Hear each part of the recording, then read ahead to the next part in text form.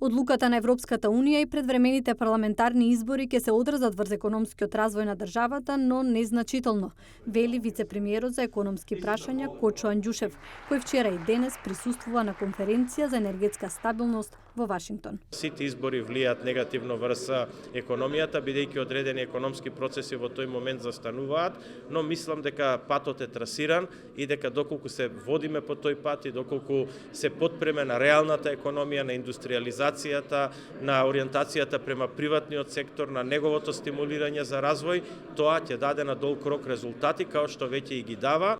Вели дека иако можеби нема очигледен напредок преку ноќ во одредени области, државата е на добар пат. Граѓаните очекуваа малце повеќе правда, малце повеќе очекуваа реформи во тој дел. Се разбира, тие треба да оценат дали према нив е тоа доволно испорачано.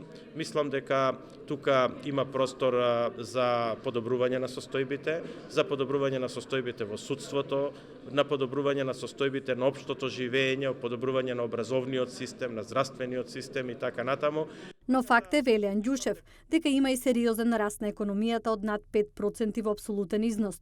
Оти стапката на невработеност паднала на 17%, а изминативе 2 години биле вработени 54.000 лица. И од претходните минус 1,1% кои што ги имавме во втор квартал 2017 година, сега на крај дојдовме до 3,6% во првото полугодие, а очекувам во второто полугодие на 2019 година уште посериозен раст. Според него, економските резултати не биле во фокус на медиумите изминативе 2 години, поради потешки прашања во општеството, но очекува одредени проекти да дојдат во фокус, особено енергетскиот проект со Грција. Интензивно се работи и се развива магистралната мрежа на гасоводи низ државата, со цел да се сврзат сите градови со гасоводна инфраструктура. Вице-премиерот истакна дека за овој проект биле обезбедени финансиски средства, а неговата имплементација ќе доведе до поголема енергетска стабилност на државата.